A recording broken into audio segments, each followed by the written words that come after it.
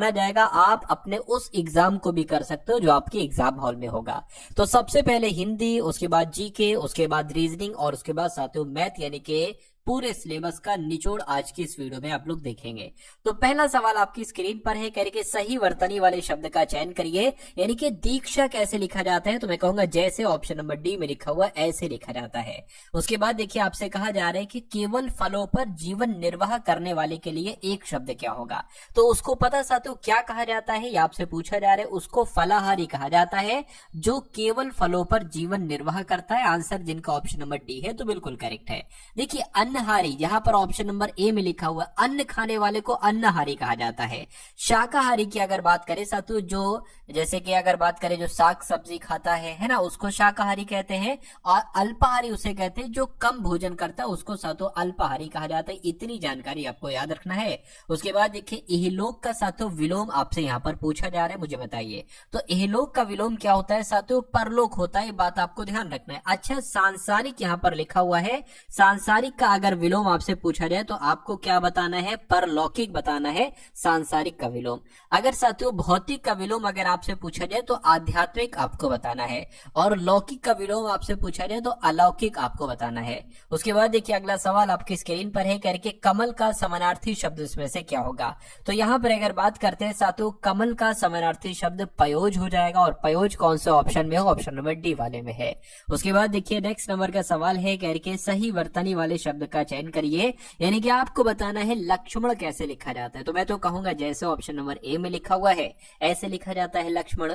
उसके बाद देखिए वह सीढ़ियों से ऊपर चढ़ गया, क्या इसमें दिए गए वाक्य के किस भाग में त्रुटि है, यह आपसे साथियों पूछा जा रहा है। वह सीढ़ियों से ऊपर चढ़ गया, बताइए। देखिए यहाँ पर सीढ़ियों जो है वो ऐसे नहीं लिखा साथियों, सीढ़ियों लिखा जाता है, सीढ़ियों लिखा जाता है साथियों कुछ इस प्रकार से, ऐसे करके ये करके सीढ़ियों। तो ये होना चाहिए साथियों, ये नहीं होना चाहिए। तो मैं कहा दिक्कत कहाँ पर है, दिक्कत यहाँ पर है, यहाँ पर है साथियों। तो यही आपका जवाब हो जाएगा। चलिए नेक्स्ट नंबर के सवाल की तरफ बढ़ते हैं। आपसे कहा जा रहा है साथियों मन में उत्पन्न होने से मैं कोई निर्णय न कर सका, यानी कि खाली जगह है वो यहाँ पर है। तो कहा जा रहा है साथियों मन में टकराव उत्पन्न होने से मैं कोई निर्णय न कर सका, ये होगा। मन में द्वंद्व होने के उत्पन्न से, मन में संघर्ष, या मन में साथियों युद्ध। तो मैं कह सकता हूं मन में द्वंद्व उत्पन्न होने से मैं कोई निर्णय न कर सका, ये पूरा वाक्य होगा। और खाली जगह में जो शब्द आएगा वो द्वंद्व शब्द आएगा। उसके बाद देखिए कौन सा विलोम युग्म सुमेलित नहीं है, ये आपसे कुल मिला के यहाँ पर साथियों पूछा जा रहा है। तो देखिए अगर यौगिक का विलोम की अगर बात करते हैं साथियों, यौगिक का विलोम अयौगिक हो जाता है। लचीले का विलोम क्या हो जाता है साथियों, क्या लचकीला, लचकीले का विलोम साथियों कड़ा हो जाता है। यौवन की विलोम की अगर बात करें साथियों वार्धक्य हो जाता है। योगी का वियोगी नहीं होता है साथियों, योगी का विलोम होता है भोगी। तो कुल मिला के अगर बात करते हैं कि कौन सा विलोम युग्म सही नहीं है, ऑप्शन नंबर डी वाला सही नहीं है। उसके बाद देखिए आपसे कहा जा रहा है कि यहाँ पर क्या है, आकाश को चूमने वाला, इसके लिए एक शब्द क्या होगा। तो उसको तो गगनचुंबी कहा जाता है साथियों, आकाश को चूमने वाले को गगनचुंबी कहा जाता है, ये बात आपको ध्यान रखना है। अच्छा आकाशवाणी, पता है आकाशवाणी का मतलब क्या होता है, आकाश से सुनाई पड़ने वाली वाणी को क्या कहा जाता है, तो आकाशवाणी कहा जाता है। उसके बाद देखिए उदार शब्द का साथियों विलोम क्या हो सकता है, मुझे बताइए। देखिए अगर कृपण का विलोम आपसे पूछ लिया जाए तो क्या बताना है, आपको साथियों उदार बताना है।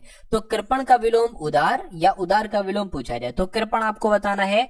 आसक्त का विलोम अगर आपसे पूछा जाए तो क्या आपको बताना है, अनासक्त आपको बताना है। अगर अनुदात्त का विलोम अगर आपसे पूछा जाए तो आपको क्या बताना है, अनुदात्त। और साथियों विनीत का आपसे, देखिए विनीत की अगर बात करें तो विनीत का विलोम तो उद्धत होता है, और अनुदात्त की अगर बात करें अनुदात्त का विलोम साथियों क्या हो जाएगा, उदात्त हो जाएगा। ठीक है ना। चलिए अगला सवाल देखिए साथियों सही वर्तनी वाले शब्द का चयन करिए। आपसे कहा जा रहा है उत्कृष्ट कैसे लिखा जाता है। तो उत्कृष्ट की अगर बात करें साथियों, उत्कृष्ट की अगर बात करें कुछ इस प्रकार से साथियों लिखा जाता है। और ऐसे कहां पर लिखा हुआ है, ऐसे ऑप्शन नंबर ए में लिखा हुआ है। तो जिनका आंसर ऑप्शन नंबर ए है तो बिल्कुल करेक्ट है। उसके बाद देखिए एक मुहावरा यहाँ पर आपको दे रखा है साथियों, रंग लाना। रंग लाने का मतलब क्या होता है ये आपको बताना है। परिवर्तन होना, धाक जमना, प्रभाव उत्पन्न करना, या प्रोत्साहित होना। रंग लाना यानी कि प्रभाव उत्पन्न करना। आंसर आपका जो जाएगा साथियों वो ऑप्शन नंबर सी के साथ जाएगा। ठीक है ना। चलिए उसके बाद देखिए अगले नंबर का क्वेश्चन है। 12 सवाल हो चुके हैं, 8 सवाल हिंदी के लगभग और आपके सामने से गुजरेंगे। आपसे कहा जा रहा है साथियों, मुझे है कि आपकी दावत में सम्मिलित नहीं हो सकूंगा। अब यहाँ पर आपको साथियों खाली जगह एक दी गई है, मुझे गिलानी है कि मैं आपकी दावत में सम्मिलित नहीं हो सकूंगा, या मुझे खेद है, या मुझे शोक है, या मुझे हर्ष है। यहाँ पर खाली जगह में जो शब्द आएगा वो ऑप्शन नंबर बी वाला आएगा, और पूरा वाक्य ऐसे बन जाएगा कि मुझे खेद है कि मैं आपकी दावत में सम्मिलित नहीं हो सकूंगा। देखिए जो खाली जगह वाले साथियों प्रश्न होते हैं ना, ये लगभग मान के चलिए 20 हिंदी के सवालों में से 2 से 3 सवाल पूछे जाते हैं, इसलिए हर बार मैं आपके लिए खाली जगह के सवाल भी साथियों लेकर आता हूं, ठीक है ना। यानी कि जैसा आपका पेपर पूछा गया पिछली साल में, जो पिछली बार आपका पेपर हुआ था, जैसे हिंदी के क्वेश्चन, जैसे रीजनिंग मैथ्स के क्वेश्चन, वो सारे जैसे जीके वगैरह क्वेश्चन, वैसे क्वेश्चन साथियों मैं लेकर आया हूं, ठीक है ना। तो ये सवालों को अगर आप देखेंगे, इस क्लास को अगर आप देखेंगे, तो मेरा मानना है कि इतने निपुण आप बन जाएंगे हर एक सब्जेक्ट में, कम से कम इतना निपुण मैं आपको बना दूंगा कि जो फाइनल लिस्ट हो साथियों, जो सिलेक्शन वालों की फाइनल लिस्ट में हो, उसमें आपका नाम हो। जरूरी नहीं कि आपका नाम सबसे ऊपर हो या ऊपर वाले लोगों में से ऊपर हो, लेकिन बीच में कहीं भी उसमें आपका नाम आ जाएगा। क्योंकि फिर अगर आप टॉप में आना चाहते हैं, टॉप 1000 में, टॉप 100 में, फिर उसके लिए बहुत आपको पढ़ाना पड़ेगा, और उतना आप लोग पढ़ भी नहीं पाओगे। तो समझदारी इसी में होगी कि सिर्फ उतना पढ़िए कि जिससे सिलेक्शन हो जाए, यानी कि जो आपकी कट ऑफ रहे उससे कुछ नहीं 10 नंबर सातों आपके ज्यादा आ जाए, कोई दिक्कत नहीं, जो फाइनल कट ऑफ हो आपकी, है ना। और इतना ही मैं आपको पढ़ा रहा हूँ, कोई IAS PCS वाले लेवल का नहीं पढ़ा रहा हूँ। चलिए तो अगला सवाल आपकी स्क्रीन पर है, सही वर्तनी वाले शब्द का चयन करिए। तो मैं आपको एक बात बता दूं कि डेली एक क्लास मैं SSC GD के लिए लेता हूं, डेली टारगेट सिलेक्शन पर इसको सर्च करिए, वीडियो वाले सेक्शन में आइए, वहां पर आपको लेटेस्ट वीडियो मिल जाएगी, ठीक है ना। तो पदार्थ आपको बताने कैसे लिखा जाता है साथियों, जैसे ऑप्शन नंबर सी में लिखा हुआ है, ऐसे लिखा जाता है पदार्थ। कह रहे कि हिमालय का इसमें से समानार्थी शब्द साथियों क्या होगा। तो हिमालय के तो बहुत सारे समानार्थी हो सकते हैं, जैसे कि जो नगराज शब्द की अगर बात करें, ये हिमालय का ही तो सातों एक समानार्थी शब्द है। उसके अलावा पर्वतराज, ये भी सातों हिमालय का ही एक समानार्थी शब्द है। अगला सवाल आपकी स्क्रीन पर है, आपसे कहा जा रहा है कि वह पहलवान बन गया, क्या वह पहलवान बन राम खूब कसरत करता, ये क्या साथियों। देखिए यहां से शुरू है, राम खूब कसरत करता है, और फिर खाली जगह है, और फिर ये वाला चीज जो है ना वो यहां पर आएगी, वह पहलवान बन जाए, वह पहलवान बन जाए, ऐसे करके है। तो इस खाली जगह में क्या साथू आना चाहिए, वह खूब कसरत करता है क्योंकि वह पहलवान बन जाए, इसलिए वह पहलवान बन जाए, ताकि वह पहलवान बन जाए, ताकि साथों यहां पर आएगा। यानी कि पूरा वाक्य क्या हो जाएगा कि राम खूब कसरत करता है ताकि वह पहलवान बन जाए। तो कुल मिला के आंसर आपको ऑप्शन नंबर सी होगा। उसके बाद देखिए अगला सवाल है, आपसे एक शब्द दिया गया आपको और विलोम पूछा जा रहा है कि छली का साथों विलोम क्या होता है, मुझे बताइए। देखिए अगर धूर्त का विलोम आपसे पूछ लिया जाए तो धूर्त का विलोम क्या हो जाएगा साथियों, भद्र हो जाएगा।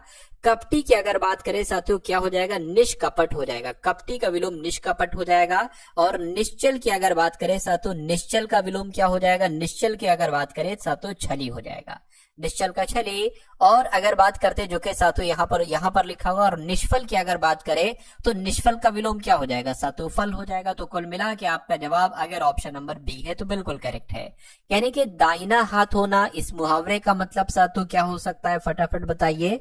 धोखा देना, दुश्मन होना, बहुत सहायक होना। बिल्कुल, देखिए कहते नहीं ये मेरा दाहिना हाथ है, यानी कि ये दाहिना हाथ होना मतलब ये मेरे लिए बहुत सहायक है ना, मेरी मदद करता है, तो उसको साथियों जो बहुत ज्यादा मदद करता है उसको कहते हैं दाहिना हाथ। तो कुल मिला के आंसर आपका सी है। उसके बाद देखिए किसी के पीछे पीछे चलने वाला, इस वाक्यांश के लिए एक शब्द आपको बताना है साथियों क्या हो सकता है। देखिए अगर यहाँ पर हम लोग बात करते हैं आगामी का मतलब क्या होता है, जो भविष्य में आने वाला हो उसको आगामी कहा जाता है। प्रतिगामी की अगर बात करें, विपरीत दिशा में चलने वाले को साथियों प्रतिगामी कहा जाता है। और अगर यहाँ पर साथियों हम लोग बात करते हैं अनुगामी की, तो आपको ध्यान रखना है किसी के पीछे पीछे चलने वाले को अनुगामी कहा जाता है। इसलिए सही जवाब जिनका ऑप्शन नंबर डी है तो बिल्कुल करेक्ट है। उसके बाद देखिए अनंत शब्द का साथियों पर्यायवाची इसमें से क्या हो सकता है, मुझे बताइए। देखिए अनंत पता किसे कहा जाता है साथियों, अनंत कहा जाता है, आपको ध्यान रखना है, आकाश को कहा जाता है साथियों अनंत। आकाश को नभ कहते हैं, गगन कहते हैं, अंबर कहते हैं, व्योम कहते हैं। समुद्र की अगर बात करें साथियों, समुद्र को सागर कहते हैं, है ना, जल्दी कहते हैं। और देव की अगर बात करें साथों, देव को क्या कहा जाता है, अमर कहा जाता है साथों, है ना, अमर कहते हैं। पर्वत को क्या कहा जाता है, पर्वत को भूधर कहते हैं, अचल कहते हैं। उसके बाद देखिए अगले नंबर का क्वेश्चन आपकी स्क्रीन पर है साथियों। अगर बात करें 20 सवाल आप लोगों ने देखे हिंदी के, अब साथियों हम लोग जीके के सवालों को देखेंगे, लगभग 20 सवाल। तो इसमें से भी आप लोग देखते जाइएगा, बहुत शानदार सवाल साथियों मैंने यहाँ पर लिए हैं आपके लिए। तो आपसे अगर बात करें, कह रहे कि पाल वंश का शासक कौन था, तो मैं कहूंगा गोपाल साहब जो थे ये पाल वंश के तो संस्थापक थे।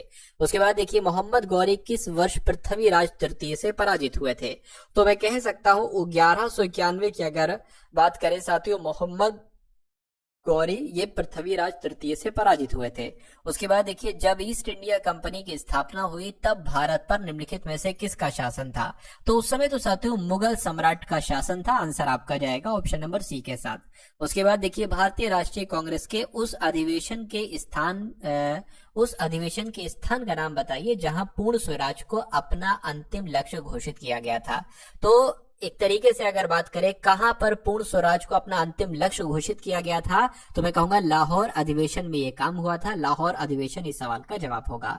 अलीगढ़ मुस्लिम विश्वविद्यालय की स्थापना साथियों किसके द्वारा की गई थी, तो किसके द्वारा की गई थी, सर सैयद अहमद खान के द्वारा की गई थी। ये बात आपको ध्यान रखना है। उसके बाद देखिए अगले नंबर का सवाल है, सविनय अवज्ञा आंदोलन का मुख्य उद्देश्य क्या था, तो सविनय अवज्ञा आंदोलन का मुख्य उद्देश्य आपसे पूछा जा रहा है क्या अगस्त कथन के विरुद्ध, गोलमेज सम्मेलन के विरुद्ध, विंस्टन चर्चिल का प्रतिक्रियावादी उपागम, या नमक कर के विरुद्ध। बिल्कुल साथियों सविनय अवज्ञा आंदोलन का मुख्य उद्देश्य नमक कर के विरुद्ध था। आंसर आपका डी होगा।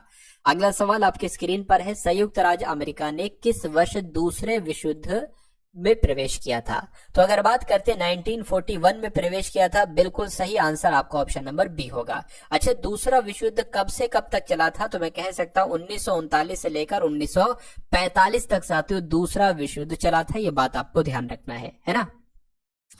चलिए अगला सवाल देखिए, कह के भारतीय संविधान में जो अनुच्छेद 19 है ये क्या कहता है। अनुच्छेद 19 की अगर बात करें तो ये कहता है वाक और अभिव्यक्ति स्वतंत्रता के अधिकार के बारे में साथियों कहता है अनुच्छेद 19, ये आपको ध्यान रखना है। अगर हम बात करते हैं अनुच्छेद 14 से लेकर अनुच्छेद 18 की, तो ये समानता के अधिकार के बारे में बताता है। अगर हम अनुच्छेद 19 से लेकर 22 तक की बात करें तो ये स्वतंत्रता को ध्यान रखना है। अगला सवाल आपकी स्क्रीन पर है, कह रहे कि अंतरराष्ट्रीय चावल अनुसंधान संस्थान कहां पर स्थित है, तो अगर आपका जवाब साथियों मनीला है तो आपका जवाब बिल्कुल करेक्ट हो जाएगा। यानी कि फिलीपींस की राजधानी मनीला में ही अंतरराष्ट्रीय चावल अनुसंधान संस्थान साथियों स्थित है। उसके बाद देखिए कह रहे भारत श्रीलंका को अलग करने वाली जल राशि कौन सी है, तो किसकी बात चल रही है साथियों, पाक जल संधि की अगर बात करें तो ये भारत और श्रीलंका को अलग करती है। बात आपको ध्यान रखना है।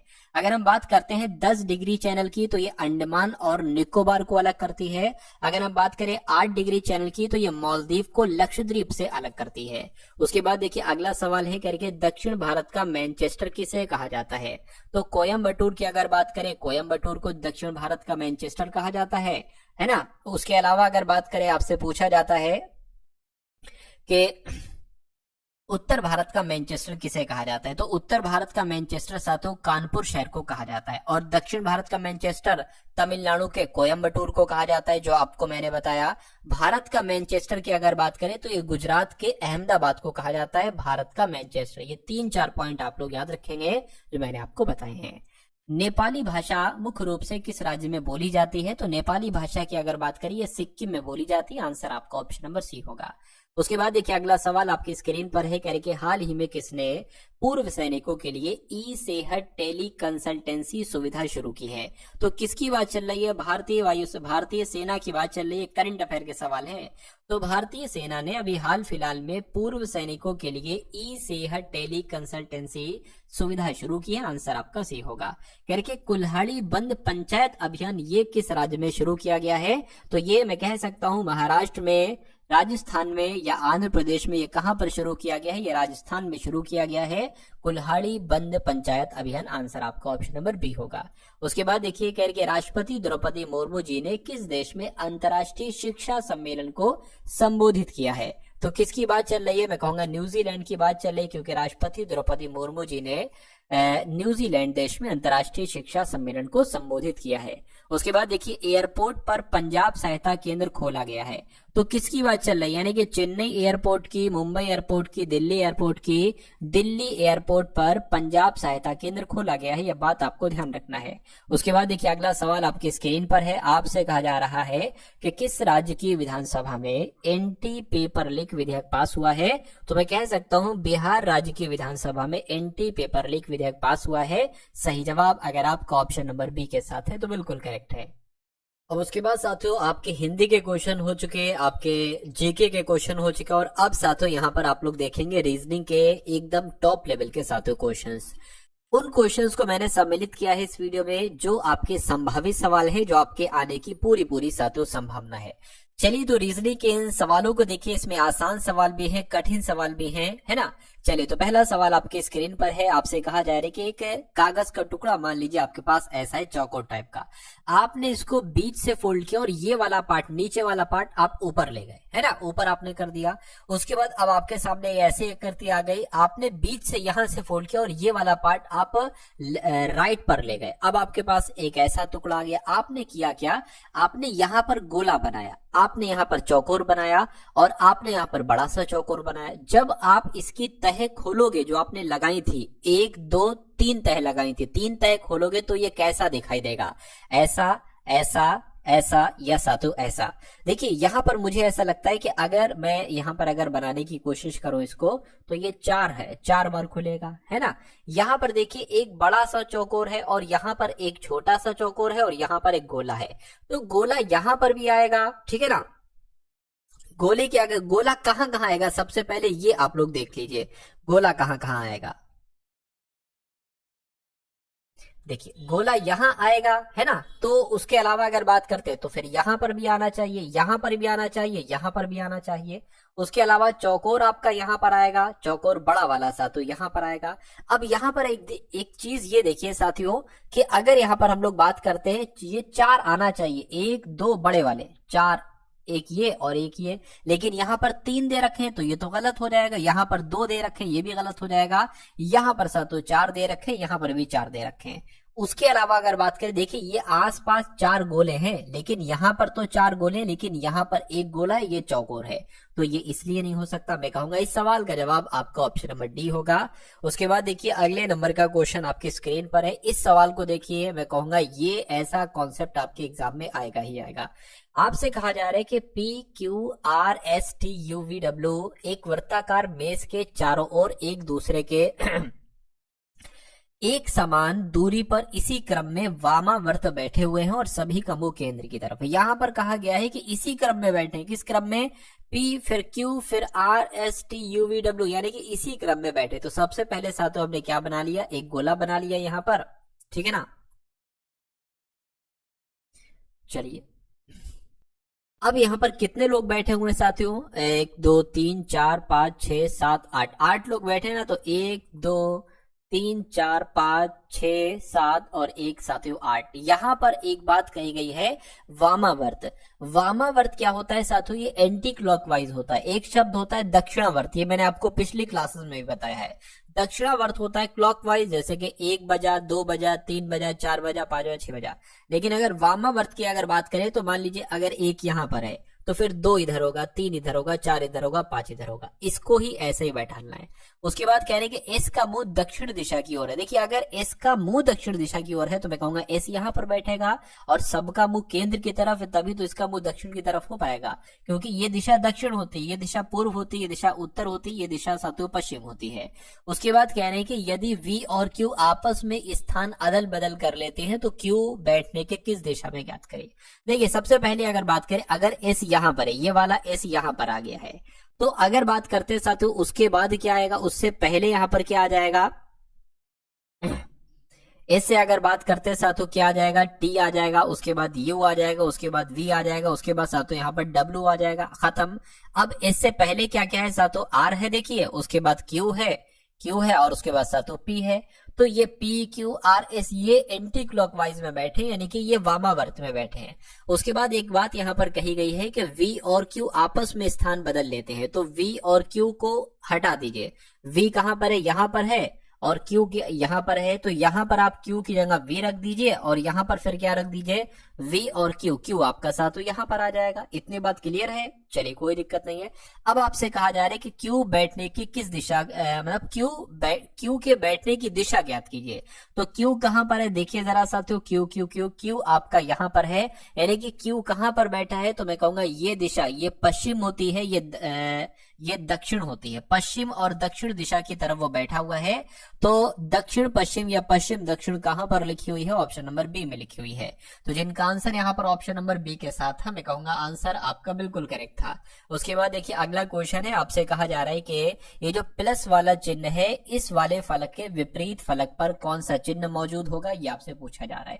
देखिए अगर ये एट द रेट लिखा हो, एट द रेट का अगर आपसे विपरीत पूछता ना तो आप हैशटैग बता देते, है ना। उसके अलावा साथियों अगर ये एस लिखा हुआ है, एस का विपरीत पूछता तो आप क्या बता देते साथियों? आप बता देते प्रतिशत। ये डॉलर वाला साइन है मेरे ख्याल से, एस नहीं है ये। अब बचा क्या साथियों? प्लस बचा। प्लस का विपरीत क्या हो जाएगा? प्लस का विपरीत साथियों बराबर हो जाएगा। तो मैं कह सकता हूं कि प्लस का विपरीत आपसे पूछा जा रहा है, बराबर होगा, और बराबर आपका ऑप्शन नंबर बी में लिखा हुआ है। उसके बाद देखिए अगला क्वेश्चन, ऐसा भी क्वेश्चन साथियों आपके एग्जाम में एक आता ही आता है। आपसे यहाँ पर कहा जा रहा है कि उस विकल्प का चयन करिए जिसमें नीचे दिए गए शब्दों को उस क्रम में दर्शाया गया है जिस क्रम में वो अंग्रेजी शब्दकोश में होते हैं। सबसे पहले इसमें से कौन सा वर्ड आ सकता है? यहाँ पर लिखा हुआ है साथियों, एक तरीके से बात करें PEG, बाकी सब में PR लिखा हो तो R तो बाद में आता है, क्योंकि R 18 पर होता है, G 7 पर होता है। तो सबसे पहले साथियों पहला ही आ जाएगा। अब इसमें से देखिए PER सब में है, ये S 19 पर आता है, O 15 पर आता है, तो ये O वाला पहले आएगा। इससे यहाँ पर C है, ये तो फिर सबसे पहले आ जाएगा। ये आएगा, उसके बाद ये आएगा, यानी कि 4 होगा, उसके बाद 5 होगा। अब इसमें से बताइए कौन सा पहले आएगा? S यहाँ पर क्या है? यहाँ पर S है, यहाँ पर O है, तो मैं कहूंगा O पहले आता, S बाद में आता, यानी कि पहले 3 आएगा फिर 2 आएगा, पहले 3 आएगा फिर 2 आएगा। 145 32 कहां पर लिखा हुआ है? 145 32 ऑप्शन नंबर सी में लिखा हुआ है। तो जिनका आंसर ऑप्शन नंबर सी है तो बिल्कुल सही है। उसके बाद देखिए अगला क्वेश्चन आपकी स्क्रीन पर है, कह रहे GN21Q के अगर ये दर्पण में आप देखोगे तो कैसा आपको दिखाई देगा, ये आपको यहाँ पर बताना। देखिए जो सबसे अंत में होता है वो सबसे पहले दिखाई देगा, लेकिन K का मुंह दाएं तरफ है, K का मुंह साथियों बाएं तरफ आ जाएगा। Q की अगर बात करें, Q कुछ ऐसे बन जाएगा। 1 की अगर बात करें, 1 कुछ ऐसे बन जाएगा। 2 कुछ ऐसे बनेगा। N की अगर बात करें तो N कैसे बनेगा? N साथियों ऐसे बनेगा। और G की अगर बात करें, G कुछ ऐसे बनेगा। तो ये कहां पर लिखा हुआ है, कहां पर बना हुआ है ऐसा? ऑप्शन नंबर सी में है। तो ऑप्शन नंबर सी आपके इस क्वेश्चन का बिल्कुल सही और सटीक जवाब हो जाएगा। साथियों अगर आपने अभी भी इस वीडियो को लाइक नहीं किया है तो आपसे बस इतनी मैं रिक्वेस्ट करूंगा कि अगर वाकई में आप सिलेक्शन लेना चाहते हैं और आप चाहते हैं कि मेरी तरफ से आपके लिए भरपूर मेहनत की जाए, मैं अपनी पूरी जान लगा दूं, इतना आपको पढ़ाऊं और इतने आपको क्वेश्चन दूं कि आप बहुत आराम से इस परीक्षा को क्रैक कर लीजिए। क्योंकि देखिए मेरा ऐसा मानना है कि अगर आपके पास कोई रोजगार नहीं है तो ये SSC GD की जॉब आपके लिए साथियों बेस्ट है। कैसी है साथियों? बेस्ट है। और अगर वाकई में अपने अंतिम रूप से ये दृढ़ निश्चय ले लिया है कि इस बार SSC GD 2026 वाली वैकेंसी में आपको सिलेक्शन लेना ही लेना है हर हालत में, तो आपका स्वागत है मैं कहूंगा। यानी कि मैं आपको साथियों इतना पढ़ा दूंगा, इतना एक्सपर्ट बना दूंगा कि आपका सिलेक्शन साथियों हो जाएगा। इससे ज्यादा मुझे नहीं लगता कि आपको इससे ज्यादा कुछ चाहिए है मुझसे। और मैं आपके लिए जितना कर सकता हूं उतना साथियों कर रहा हूं, मैं अपनी पूरी मेहनत कर रहा हूं। तो आप हमारी हर वीडियो को लाइक किया कीजिए, तभी तो मुझे पता चलेगा कि आप लोग पसंद कर रहे हो और मुझे और ज्यादा मेहनत करना चाहिए। तो वीडियो को बिना कहे लाइक कर दिया करिए। और चैनल पर अगर आप लोग नए हैं तो चैनल को भी तुरंत आप लोग सब्सक्राइब कर लीजिए, क्योंकि सब्सक्राइब करेंगे तभी आपको हमारी फ्री क्लासेस मिल पाएंगी। और मैं कहूंगा फ्री क्लास में मैं इतना कंटेंट दे रहा हूं, इतना दम लगा रहा हूं कि जितना शायद कोई आपसे हजारों रुपए देकर भी आपको ऐसा ना पढ़ा रहा हो, इतना मैं आपको फ्री दे रहा हूं। इसलिए तो ये फ्री जरूर है, लेकिन ऐसा नहीं कि इनकी कोई वैल्यू नहीं है। ये उससे ज्यादा बेस्ट है मैं कहूंगा जो आपको पेड पैसे लेकर साथियों पढ़ा रहे हैं। चलिए तो यहां पर अगर बात करें, एक नंबर सीरीज वाला सातों सवाल आपकी स्क्रीन पर आ चुका है। आपसे कहा जा रहा है कि सबसे पहले 2 है, उसके बाद 5 है, उसके बाद 11 है, उसके बाद 17 है, उसके बाद कौन सा नंबर आएगा, और उसके बाद 31 आएगा, और उसके बाद 41 आएगा। तो यहाँ पर अभी तो मुझे भी नहीं पता क्या है, मैं सोचता हूँ देखता हूँ क्या है। देखिए 2 5 11 17, 31, ये सारे साथियों अभाज्य संख्या मुझे लग रही हैं, और ये सारे के सारे अभाज्य संख्या ही हैं। तो 17 के बाद देखिए 21 तो आएगा नहीं, क्यों? क्योंकि 21 एक अभाज्य संख्या थोड़ी ना भाई साहब, ये तो 3 से 7 से कटता है, ये भी कटता है, ये भी 17 के बाद वाला नंबर आना चाहिए और 31 से पहले आना चाहिए। 29 की अगर बात करें या 23 की बात करें, मैं कहूंगा 23 आ जाएगा, क्योंकि फिर 29 तो 23 के बाद आएगा। तो यहाँ पर अगर बात करें यहाँ पर अगर बात करें 23 एक ऐसा अभाज्य संख्या है जो इसके क्रम में अगला होगा। तो कुल मिला के जिनका आंसर डी है तो बिल्कुल करेक्ट है। अगला क्वेश्चन आपकी स्क्रीन पर है। आपसे कहा जा रहा है कि एक निश्चित कोड भाषा में लेआउट को WRRVDI लिखा जाता है, तो चेतक को साथों क्या लिखा जा सकता है, मुझे बताइए। देखिए यहां पर अगर बात करें L से सातों W हुआ है, ठीक है, 12 से 23 हुआ है, A से R हुआ है, 1 से 18 हुआ है, Y से 18, ये कुछ समझ में नहीं आ रहा, यानी कि ये लॉजिक अब नहीं है। तो अगर साथों मुझे ऐसा लग रहा है कि यहां पर अगर साथों हम लोग थोड़ा सा ध्यान दें, जैसे कि ये W मैं आपको यहां पर लिख कर समझा देता हूं, LAYOUT, वो लॉजिक लग सकता है, जरूरी नहीं वो लॉजिक लगे। उसके बाद WRRVDI, यहां पर अगर बात करें मुझे ऐसा लग रहा है साथों जैसे कि ये T है, T से यहां पर W हुआ है, क्योंकि यहां पर कितना घटाया गया है साथों, कितना बढ़ाया गया है, यहां पर अगर बात करें साथों +3 बढ़ाया गया है, T 20 पर, W 23 पर, U होता है 21 पर, R होता है 18 पर, यहां पर साथों अब 3 घटा दिया गया है और 15 से 18 हो गया है, अब यहां पर साथों 3 बढ़ा दिया गया है। Y की अगर बात करें अब साथों 3 यहां पर घटाया गया है, यानी कि 3 घटाना 3 बढ़ाने वाला मैटर यहां पर साथों चल रहा है। तो इसमें भी हम यही चीज लगा देंगे, है ना। अब देखिए K है, तो सबसे पहले आपने क्या किया है, आपने एक 3 बढ़ाया है, तो जब K में साथों आप 3 बढ़ाओगे तो कितना आ जाएगा, K LMN आ जाएगा, तो N यहां पर है या तो यहां पर है। A में अब साथों क्या करोगे, आप 3 घटाओगे, तो जब आप साथों A में 3 घटाओगे तो क्या X आएगा, नहीं साथों कितना आएगा, मैं कहूंगा W आएगा। तो ये वाला आपका जवाब जो होगा वो बिल्कुल सही और सटीक जवाब हो जाएगा, ठीक है ना। चलिए उसके बाद देखिए अगला क्वेश्चन आपकी स्क्रीन पर है। यहां पर अगर बात करें 36A ब्रैकेट के अंदर है 15C4 और 15C4, उसके बाद B है, उसके बाद 21A 13 है, उसके बाद A, फिर 24 है, फिर D है, ब्रैकेट के अंदर 16D 2 है। तो यहाँ पर कहा गया कि A का अर्थ क्या है, तो A जहां पर आपको देखिए वहां पर प्लस लिख देना। B का अर्थ की अगर बात करें, B का अर्थ तो क्या है, ये माइनस होगा, तो माइनस आ जाएगा। C के अर्थ की अगर बात करें गुणा है, और D का अर्थ क्या है साथियों, डिवाइड, यानी कि यहाँ पर क्या भाग होना चाहिए, तो भाग है। इसको सॉल्व कर लीजिए। देखिए साथियों यहां पर अगर बात करें तो साथियों देखिए सबसे पहले ये लिख लीजिए 36 और फिर ये लिखते जाइए, साथ में लिखते जाइए, क्या दिक्कत है ना। ब्रैकेट के अंदर आ जाएगा 15 और C का मतलब है गुणा और फिर 4 आ जाएगा। B का मतलब क्या है, B का मतलब माइनस है, और ब्रैकेट के अंदर 21 प्लस 13 के अगर बात करें 13 आ जाएगा, और फिर A है यानी कि प्लस, फिर 24 आपका आ जाएगा, D का मतलब भाग है। ब्रैकेट के अंदर क्या है साथियों 16 है, डिवाइड आपका 2 आ जाएगा। अब देखिए 36 आ गया, ये प्लस 15 चौक कितना हो जाएगा, 60 हो जाएगा, माइनस 21 और 13 की अगर बात करें तो 4 हो गया और 3 हो गया, ठीक है। 24 यहाँ पर आ जाएगा। अब देखिए यहाँ पर भाग दोगे तो 2 एकम 2, 2 अट्ठे 16 आएगा, और 8 आ जाएगा। 8 की 24 से करोगे तो 8 3 24 आ जाएगा, यानी कि यहाँ पर आप 3 रख लो, वो ज्यादा आपके लिए सही रहेगा। अब इसको जोड़िए, 60 और कितना हो जाएगा साथियों 96 हो जाएगा। 96 माइनस 34 प्लस 3 आ जाएगा।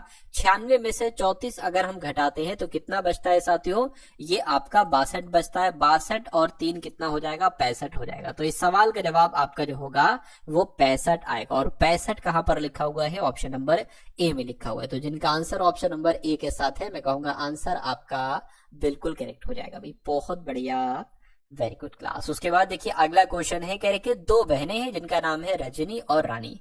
2 बहनें हैं, ठीक है, कोई दिक्कत नहीं, यानी कि इनकी आयु का अनुपात 2:3 है, यानी कि अगर रजनी 2x है तो रानी कितनी है साथियों, 3x है, ठीक है। 2x और 3x हो गई। कह 6 वर्ष के बाद उनकी आयु का अनुपात इतना हो जाता है। तो अगर हम मान लेते हैं साथियों ये रजनी है और रानी की अगर बात करें 3x है, 6 वर्ष बाद, तो इसमें 6 हमें प्लस करना पड़ेगा। 6 वर्ष के बाद इनका जो अनुपात होता है वो 3:4 हो जाता है, यानी कि फिर रजनी की आयु 3 हो जाती है और रानी की आयु 4 हो जाती है। तो इसको सॉल्व करिए, है ना। रजनी की वर्तमान आयु आपसे पूछी जा रही है। रजनी की वर्तमान आयु कितनी है? 2x है, यानी कि आपसे 2x की वैल्यू यहाँ पर पूछी जा रही है। तो x की वैल्यू निकाल लीजिए, फिर 2x की तो बहुत आराम से निकाल देंगे। पहले इसको कैलकुलेट करके यहां से x का मान सातों आप लोग निकालिए। देखिए 4 दूना 8 यानी कि 8x हो गया, प्लस 4 छंग आपका कितना हो जाएगा? 24 हो जाएगा। 3 3 आपका 9x हो जाएगा, प्लस 3 छंग 18 आपका हो जाएगा। अब देखिए 9x ये है बराबर के उधर 8x है ना, इधर आएगा माइनस का हो जाएगा। इधर अगर बात करें सातों 24 बराबर के उधर 18 है, इधर आएगा माइनस का हो जाएगा। तो ये x बराबर कितना आ जाएगा सातों? 6 आ जाएगा। अब बहुत आराम से सातों रजनी की आयु हम निकाल सकते हैं। रजनी की आयु 2x है और x बराबर 6 है, तो 2 गुणा 6 से बराबर कितना हो जाएगा? 12 वर्ष हो जाएगी, यानी कि रजनी की आयु कितनी है सातों? 12 वर्ष है। अच्छा, अगर मैं आपसे पूछूं रानी की आयु कितनी है, तो एक बार कमेंट में मुझे आप लोग बताइएगा। उसके बाद देखिए अगले नंबर का सातों क्वेश्चन आपकी स्क्रीन पर है, देखिए इस क्वेश्चन को, बताइए जवाब आपका सातों क्या होगा। देखिए नंबर सीरीज का सवाल है, 6 है, उसके बाद 22 है, उसके बाद 70 है, उसके बाद साथियों 214 है, और अगला नंबर क्या होगा? और फिर साथियों आना चाहिए 1942। तो ये आपके लिए है, आप इसका जवाब मुझे बताइए फटाफट। देखिए अगर थोड़ा सा यहाँ पर दिमाग लगाए तो 6 से 22 हुआ है, 6 तियां 18 और हम 4 जोड़ दें उसमें तो 22 हो जाएगा। ठीक है, 22 की अगर बात करें, 22 से 70 जो है, मुझे ऐसा लग रहा है फिर से सातों 3 से गुणा करो, 22 तियां 66 और फिर से इसमें 4 जोड़ दो। ठीक है, ये तो कुछ लग रहा है हो जाएगा। 70 से अब देखिए 3 से गुणा, 3 से गुणा, तो यहाँ पर भी 3 से गुणा करिए। 7 तियां 21, 210 हो गया। 210 ये 214, यानी कि यहाँ पर भी हमें 4 जोड़ना पड़ेगा। तो कुल मिला के यहाँ पर भी पहले 3 से गुणा कराइए, यानी कि 214 की गुणा 3 से कराइए, और फिर उसके बाद सातों उसमें 4 जोड़ दीजिए। 3 चौक कितना हो जाएगा? 12 हो जाएगा। ये आपका 4 आ जाएगा, 3 दूना 6 आ जाएगा, इसमें सातों 4 जोड़ दीजिए, कितना आपके सामने आ जाएगा? 446 आ जाएगा। और 446 क्या, सॉरी 646 आ जाएगा। 646 का ऑप्शन में है, ऑप्शन नंबर सी वाले में। अगर आपको बिल्कुल पक्का करना हो आंसर, तो इसमें भी 3 से गुणा करके 4 जोड़ेंगे तो सातों 1942 ही आना चाहिए, और आएगा भी सातों, मेरी उम्मीद है पूरी। खैर नेक्स्ट नंबर का सवाल आपकी स्क्रीन पर है, आपको यहाँ पर देखना है और बताना है आपका जवाब क्या हो सकता है। आपसे कहा जा रहा है कि एक कागज का टुकड़ा आपके पास ऐसा है, आपने इसको यहां से विकर्ण से साथियों फोल्ड किया, और ये नीचे वाला पार्ट आप ऊपर ले गए, फिर आपने एक और इसको साथियों फोल्ड लगाया, है ना। अब आपके पास ये वाला कागज का टुकड़ा आ गया, आपने यहाँ पर 2 होल किए। क्या किए? 2 होल किए। 2 होल करके साथों में देख लो एक बार, 2 होल कर लिए। अब जब 2 होल करने के बाद जब आप इसको ओपन करोगे तो ये कैसा दिखाई देगा? देखिए एक होल यहाँ पर है, तो एक होल यहाँ पर भी होगा, एक होल यहाँ पर भी होगा, फिर एक होल यहाँ पर भी होगा, यहाँ पर भी होगा, और यहाँ पर भी होगा, यहाँ पर भी होगा। तो ये कौन सी आकृति में साथों आपको दिखाई दे रहा है? मैं कहूंगा ये तो सिर्फ और सिर्फ ऑप्शन नंबर सी वाली आकृति में मुझको दिखाई दे रहा है।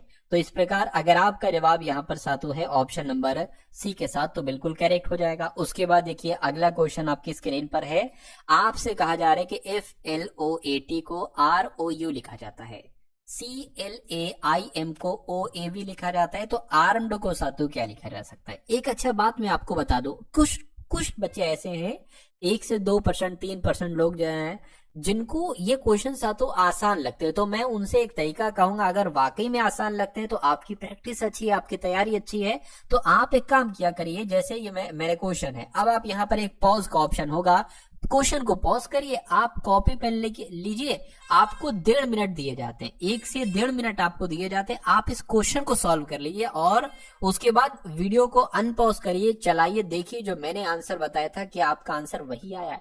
अगर आया है तो बहुत अच्छी बात है। ऐसा आप हर एक सवाल में किया करिए, आप रीजनिंग के हर एक सवाल में करिए, आप मैथ के हर एक सवाल में करिए, है ना, क्योंकि यही चीज तो आपको सातों एग्जाम में करना होगी। एग्जाम में क्या है, आप दनादन क्वेश्चन को सॉल्व करके आंसर लगाते जाओगे, लेकिन आपको नहीं पता चलेगा कि ये मैंने आंसर सही किया या गलत किया।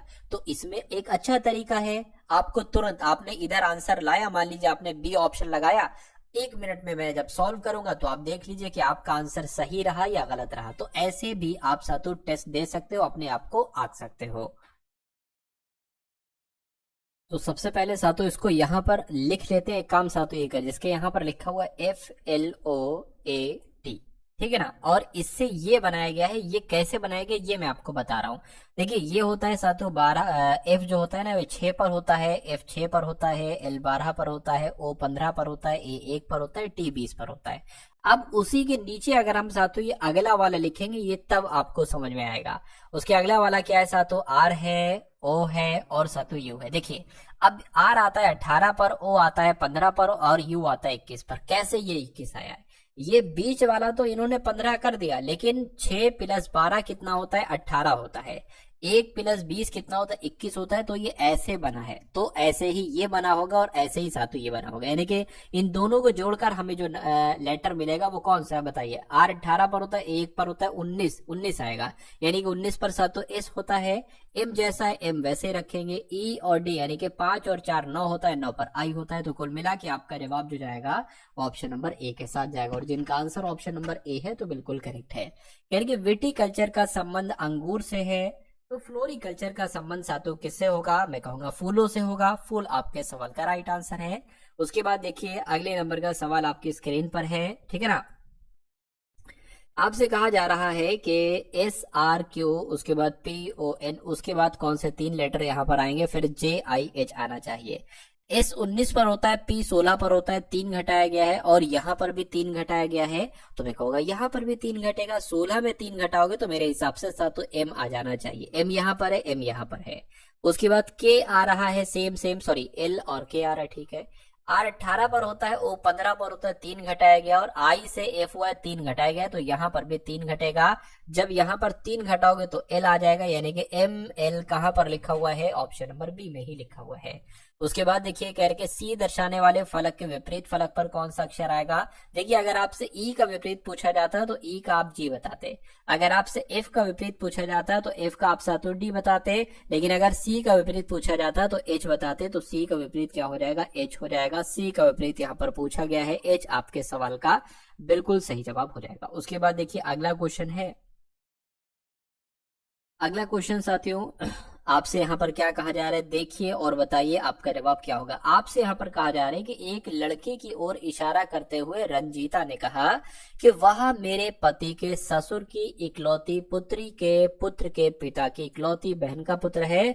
उस लड़के की माँ का रंजीता के पति से क्या संबंध। देखिए अगर इसको बिना लिखे हम सॉल्व करें या कम से कम लिखकर इसको सॉल्व करें तो मेरे साथ जो मैं पढ़ रहा हूँ, जो मैं सोच रहा हूँ वो आप सोचिए। एक लड़की की ओर इशारा करते हुए रंजीता कहती, मान लीजिए साथियों वो लड़का ये है ना, और रंजीता जो है ना वो रंजीता ये है। अब बहुत कम लिखेंगे हम लोग। रंजीता कह रही है कि ये जो है ना ये मेरे पति यानी कि इनके पति हो गए, इनके पति के ससुर, इनके पति के ससुर कौन होंगे, तो रंजीता के पिताजी होंगे। रंजीता के पिताजी की इकलौती पुत्री कौन होंगी, अरे भाई ये अपनी ही बात कर रही है, यानी कि इकलौती पुत्री यानी कि खुद के पुत्र के पिता, खुद के पुत्र के पिता कौन, यानी कि अपने पति की बात कर रही है। खुद के पुत्र के पिता की इकलौती बहन यानी कि अपने पति की बहन की यहाँ पर बात चल रही है, तो अपनी बहन के बहन का पुत्र है, यानी कि ये जो लड़का है ना ये रंजीता के पति की बहन का पुत्र है साथियों। तो आपसे सवाल, अब आप लोग समझ गए ना ये लड़का कौन है, ये रंजीता के पति की मतलब रंजीता के पति की बहन का बेटा है। अब सवाल पूछा जा रहा है कि उस लड़के की माँ कौन, ये इस लड़के की माँ है ना, इस लड़के की माँ तो ये होंगी। इस लड़के की माँ रंजीता के पति से क्या संबंध, यानी कि ये जो पति है ना इनके, ये क्या कहेंगे इस लड़के की माँ को, तो भाई ये तो इनकी बहन है। तो बहन है तो बहन आपके सवाल का जवाब होगा। आंसर अगर आपका डी है तो बिल्कुल करेक्ट है। इस सवाल को ऐसे ही इसी टाइप से साथों आप लोग भी किया कीजिए। उसके बाद देखिए कह रहे साथों 7 से यहाँ पर क्या बनाया गया है, 113 बनाया गया है। उसी प्रकार 11 से यहाँ पर साथों क्या बनाया जाएगा ये आपको बताना है, और उसी प्रकार 15 से यहाँ पर साथों 481 बनाया जाएगा। कैसे बनाया जाएगा, देखिए 7 से अगर हम 113 बनाए तो मैं कोशिश कर सकता हूँ। देखिए साथियों 7 से 13 बड़ा तगड़ा पड़ जाएगा। अगर हम साथियों यहाँ पर 7 का स्क्वायर ले लें तो हमें 49 मिल जाएगा।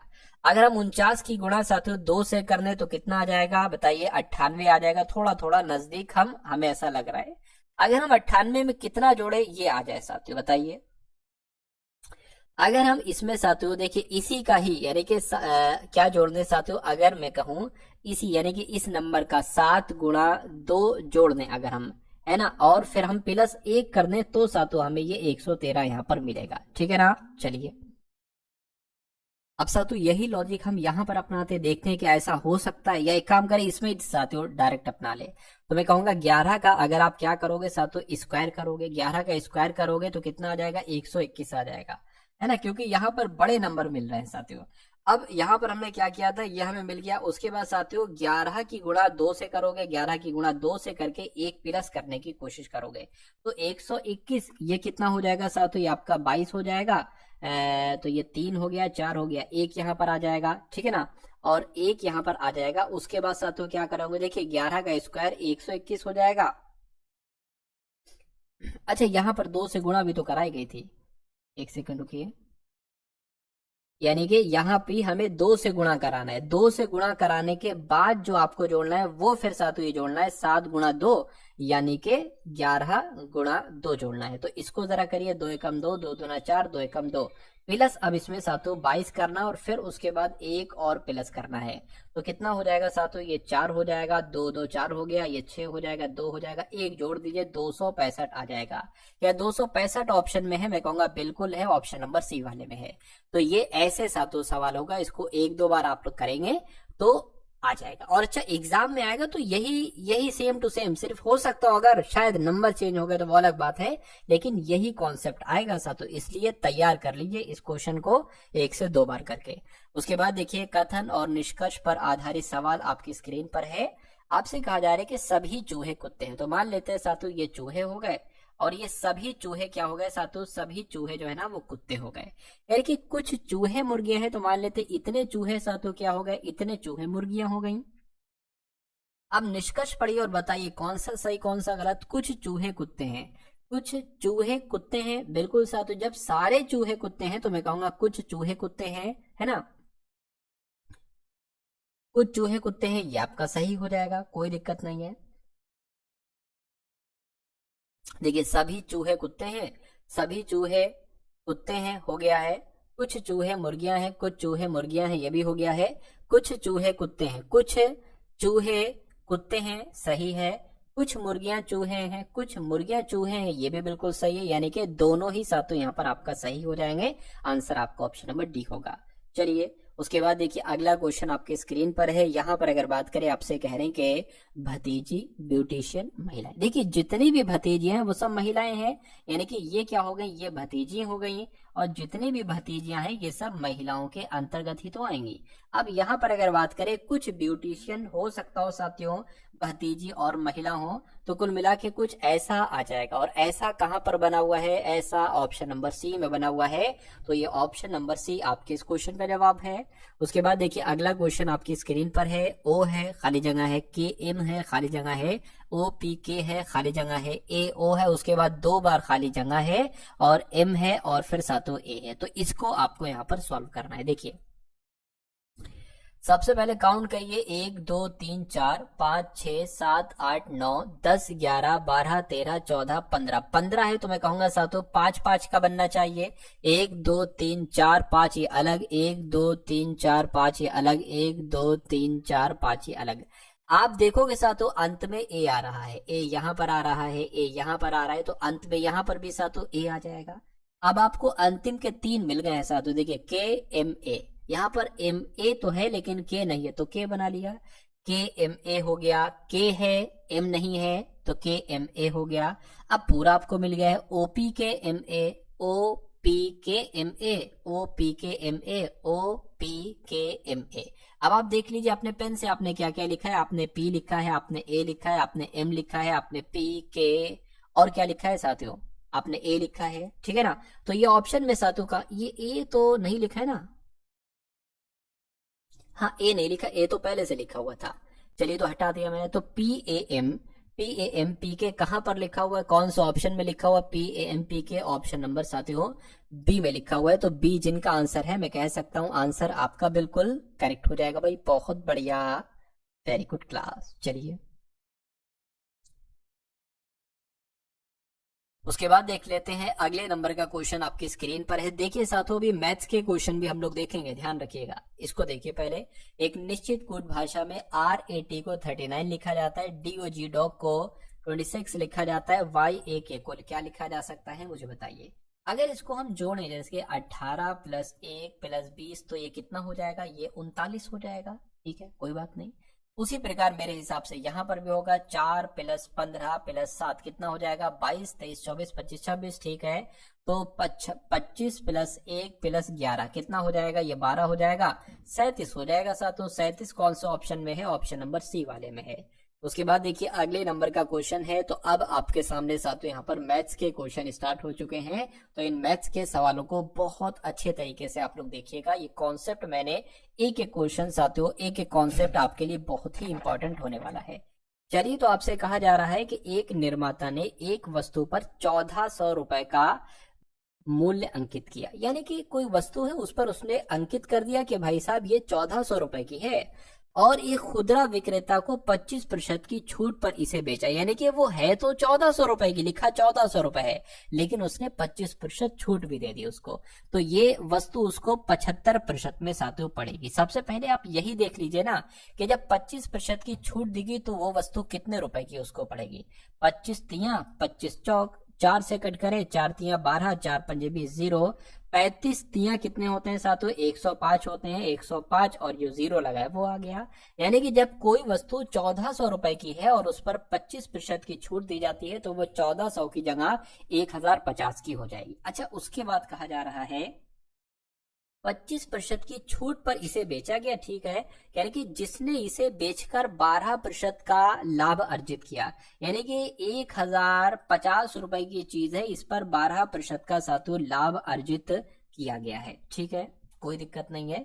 तो विक्रेता ने वस्तु के किस मूल्य पर बेचा, ये आपसे पूछा जा रहा है। तो 12% का लाभ हुआ है, इसको ऐसे बेचो कि 12% का लाभ हो, तो इसको 112% में आपको बेचना चाहिए, तभी 12% का लाभ होगा। अब इसको साथों आप कैलकुलेट करा लीजिए। ठीक है ना, देखिए 0 से 0 कैंसिल हो जाएगा, 2 पंजे 10, 2 छंग 12, 2 पंजे 10 आ गया, 5 दूना और 5 एकम 21 की गुणा 56 से करा लीजिए, आपका आंसर आ जाएगा। तो ये 6 कम 6, 6 दूना 12 आ गया, 5 एकम 5, 5 दूना 10 आ गया, 6 आ गया, 7 आ गया, 1 आ गया, 1 आ गया, यानी कि 1176 रुपए की वो वस्तु हो जाएगी जब उस पर 12% का लाभ पाना होगा। आंसर आपका सी है। उसके बाद देखिए अगला क्वेश्चन है, कह रहे 12 मीटर, 15 मीटर, 20 मीटर विमाओं वाले एक कमरे की 4 दीवारों पर 2 मीटर स्क्वायर की दर से पुताई कराई जानी है। तो साथों आपसे पूछा जा रहा है कितना खर्च आएगा। देखिए, अगर आपसे यहां पर कहा जाता कि कमरे के चारों दीवारों का क्षेत्रफल बताइए, है ना, तो कमरों के चारों दीवारों का क्षेत्रफल निकालने के लिए हमें उसकी तीनों विमाओं के बारे में जानकारी होना चाहिए। उस समय इसका जो मान लीजिए, उस समय हमेशा क्या होता है, 1 रुपए मीटर स्क्वायर की दर से पुताई की जाएगी। मतलब जो क्षेत्रफल निकलेगा वो ऑटोमेटिक 1 रुपए की किया जाएगा। 1 रुपए मतलब उस पर चार्ज लगा होगा, ये हमेशा ऐसा ही होता है। लेकिन यहाँ पर 2 रुपए है, 1 रुपए तो ऑटोमेटिक होगा। यानी कि जब आप इसका चारों दीवारों का क्षेत्रफल निकालोगे तो ऑटोमेटिक उसका जो क्षेत्रफल निकलेगा वो 1 रुपए मीटर की दर से निकलेगा। लेकिन उसको यहाँ पर 2 रुपए कहा गया है, तो जो क्षेत्रफल निकले साथियों उसको आप 2 से गुणा करा लेना, आपको पता चल जाएगा कि कमरे की चारों दीवारों पर 2 रुपए मीटर स्क्वायर की दर से पुताई करा जाने की लागत कितनी। तो सबसे पहले तो आपको ये मालूम होना चाहिए कमरे की चारों दीवारों का क्षेत्रफल कितना होता है। तो कमरे की चारों दीवारों का क्षेत्रफल का सूत्र क्या होता है, 2 गुणा लंबाई प्लस चौड़ाई, यानी कि है ना, लंबाई प्लस चौड़ाई और साथियों गुणा एच आ जाएगी, ऊंचाई आ जाएगी। तो अब साथियों आप क्या करना है, 2 गुणा ब्रैकेट के अंदर साथियों 12 + 15 हो जाएगा, और ऊंचाई कितनी है साथियों 20 है, तो इसको कैलकुलेट करा लीजिए। 27 दूना कितना हो जाएगा, 54 हो जाएगा, और 54 दूना कितना हो जाएगा, 54 की गुणा 20 से करना है, मतलब 8 हो जाएगा, 10 हो जाएगा, 0 आ जाएगा। अब ये तो उसका क्षेत्रफल निकला, इसकी गुणा 2 से करा लीजिए, आपको 2 रुपए के हिसाब से मिल जाएगा। 3 रुपए प्रति मीटर स्क्वायर कहते तो 3 से गुणा करा लेते, है ना, तो 2 अट्ठे 16 हो जाएगा, 2 का 9, यानी कि 2160 रुपए आपके इस क्वेश्चन का जवाब हो जाएगा। उसके बाद देखिए अगला सवाल आपकी स्क्रीन पर है।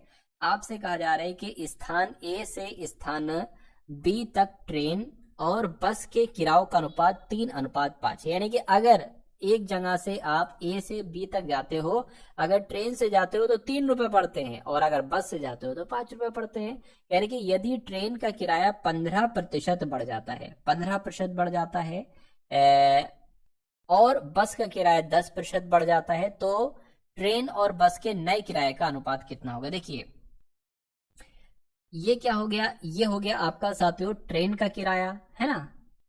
ए और बी के स्थान ट्रेन और बस के किराया होगा। हाँ, ये ट्रेन का किराया हो गया और इस पर जो ट्रेन का किराया बढ़ता है 15% बढ़ता है, यानी कि 15% बढ़ेगा तो भाई साहब 115% हो जाएगा, बटे 100 लिखोगे।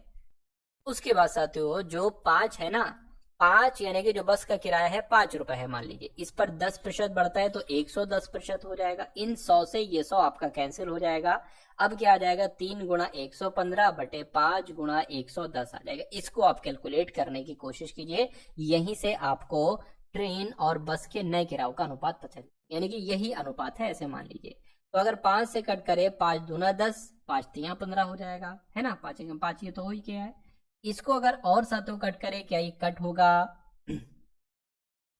ये कट देखिए 23 तिया कितना हो जाएगा, 3 तिया 9, 3 दूना 6 और 110 आ जाएगा। तो मैं कहूंगा यही अनुपात निकलेगा और 69:110 कहां पर लिखा हुआ है, ऑप्शन नंबर सी में लिखा हुआ है। तो ट्रेन का 69 और बस का 110, आंसर आपका ऑप्शन नंबर सी होगा।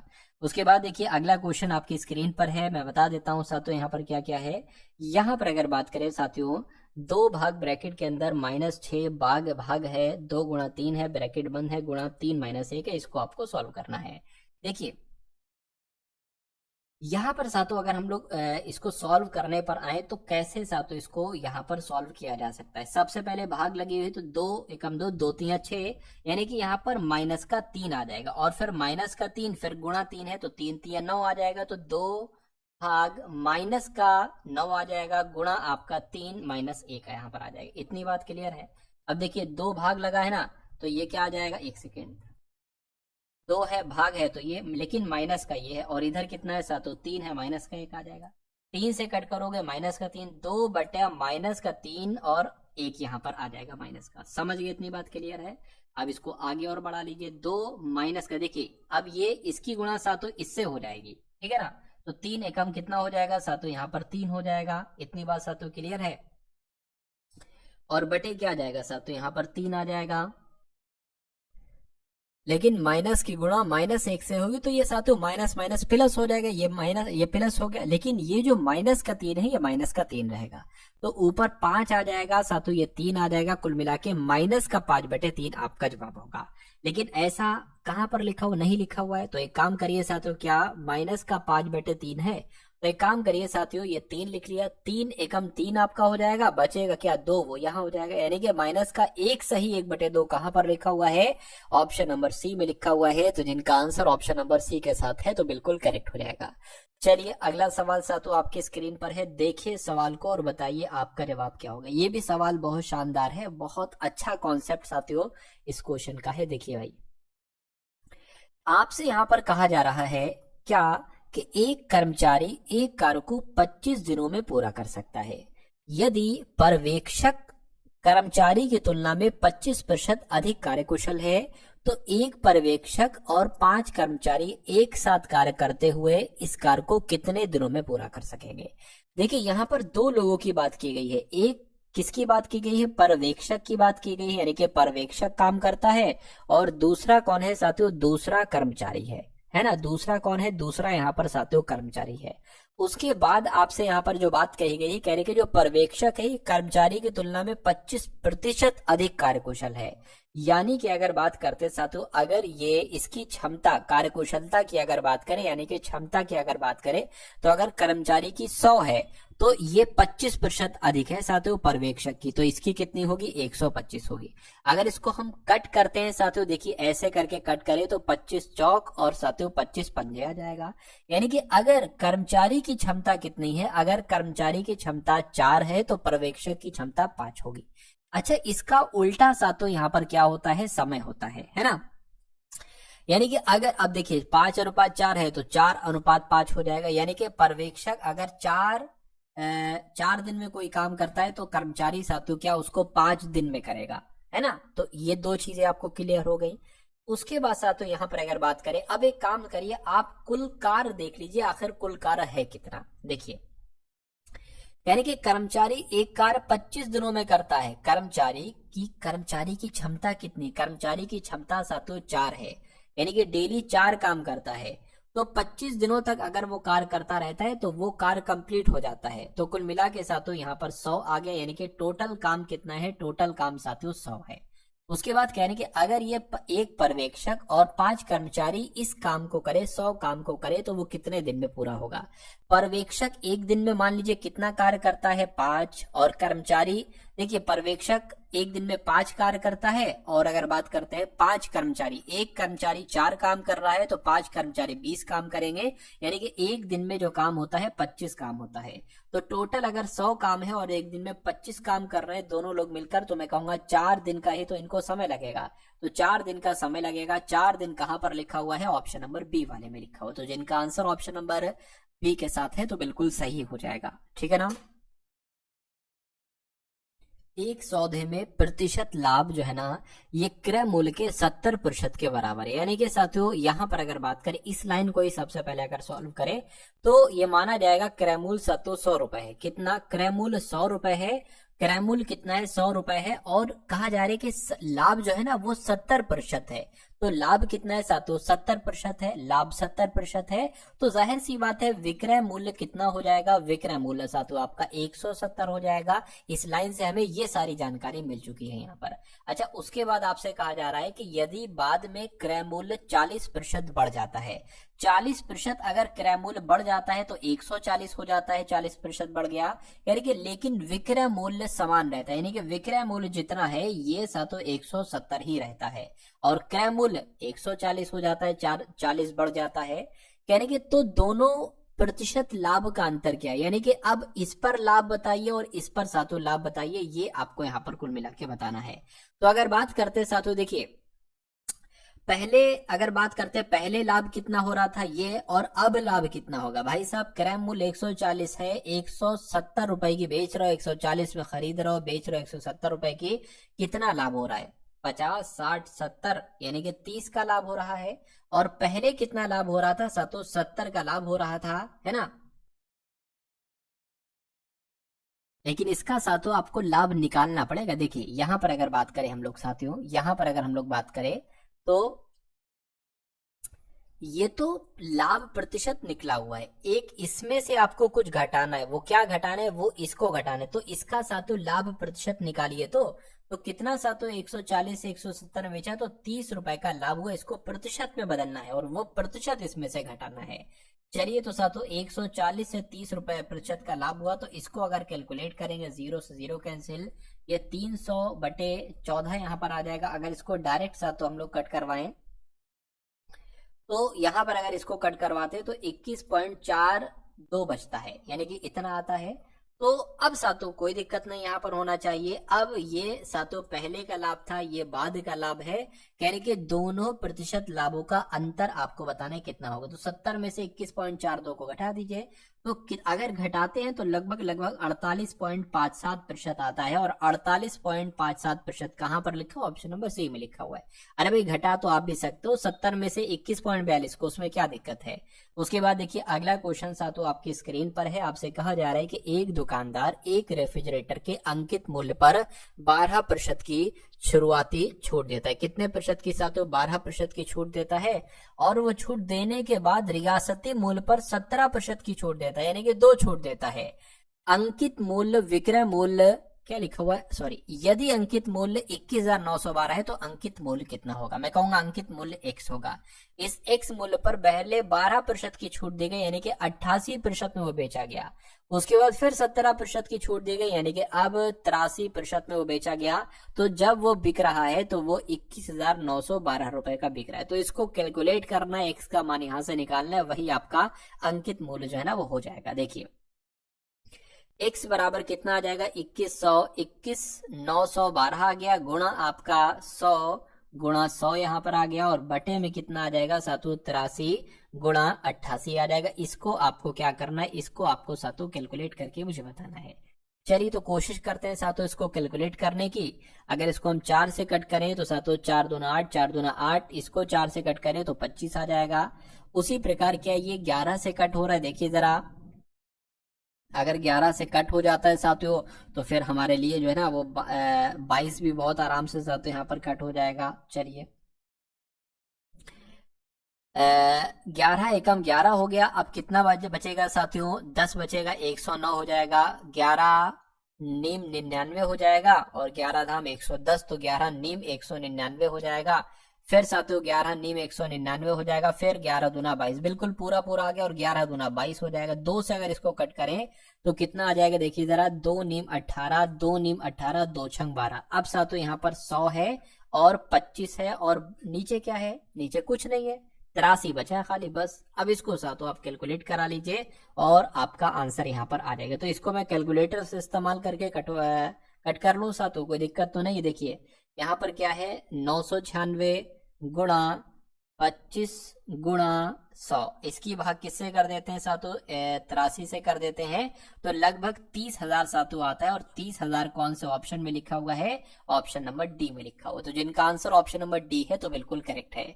उसके बाद देखिए अगला सवाल, क्योंकि क्लास वैसे ही थोड़ी लंबी हो गई है और अगर कटिंग करेंगे साथियों तो उसमें भी समय आपका चला जाएगा। 59 मिनट की आपकी क्लास हो चुकी है, लगभग 1 घंटे की जाकर बनेगी। एक आध सवाल और है साथियों, उनको भी आप लोग देख लीजिएगा। आपसे कहा जा रहा है क्या कि यदि किसी गोले का व्यास 56 है, 56 सेंटीमीटर किसी गोले का व्यास है, ठीक है, इसका पृष्ठीय क्षेत्रफल कितना होगा, ये आपसे पूछा जा रहा है। तो गोले के पृष्ठीय क्षेत्रफल का सूत्र क्या होता है साथियों, 4 पाई आर स्क्वायर होता है। तो अगर बात करते हैं 4 पाई की वैल्यू कितनी है साथियों, 22/7, और आर कितना है, व्यास है 56, तो इसका आधा ही तो होगा साथियों त्रिज्या, व्यास की आधी ही तो होती है साथियों त्रिज्या, तो 28 आ जाएगा, यानी कि 28 गुणा 28 आ जाएगा, 7 एकम 7, 7 चौक 28 आ जाएगा। तो अब आपकी 22 चौक कितने हो जाएंगे, 88, और 4 की 28 से साथियों गुणा करोगे तो 4 अट्ठे आपका 32 हो जाएगा, 4 दूना 8 8 और आपका 11 हो जाएगा, यानी कि 88 की गुणा साथियों आपको किससे कराना है, आपको 112 से कराना है। तो इसको भी साथियों मैं करा लेता हूं, 88 गुणा 112 अगर करेंगे तो 9856 आता है, और 9856 सेंटीमीटर स्क्वायर कहां पर है, ऑप्शन नंबर ए वाले में है। उसके बाद देखिए अगला क्वेश्चन साथियों आपकी स्क्रीन पर है, इस सवाल को देखिए और बताइए आपका जवाब क्या होगा। आपसे कह रहे हैं कि दो संख्याओं का अनुपात 5:9 है, यदि उनका महत्तम समापवर्तक यानी कि अगर HCF 14 है तो LCM कितना होगा। अगर मैं आपको हर बार बताता हूं, कभी भी साथियों संख्याओं का आपको अनुपात अगर दे रखा हो, अनुपात आपको दे रखा हो और आपको HCF दे रखा हो, तो आपको क्या करना है, आपको पहले अनुपात का HCF से गुणा कराना है, वो क्या निकलेगी, वो आपकी पहली संख्या निकलेगी। उसके अलावा आपको दूसरी संख्या का HCF से गुणा कराना है, वो आपकी क्या निकलेगी, वो आपकी दूसरी संख्या निकलेगी। तो जब दो संख्याएं आपके पास आ जाएंगी, दोनों संख्याएं, तो उनका LCM तो बहुत आराम से निकाल सकते हो, है ना।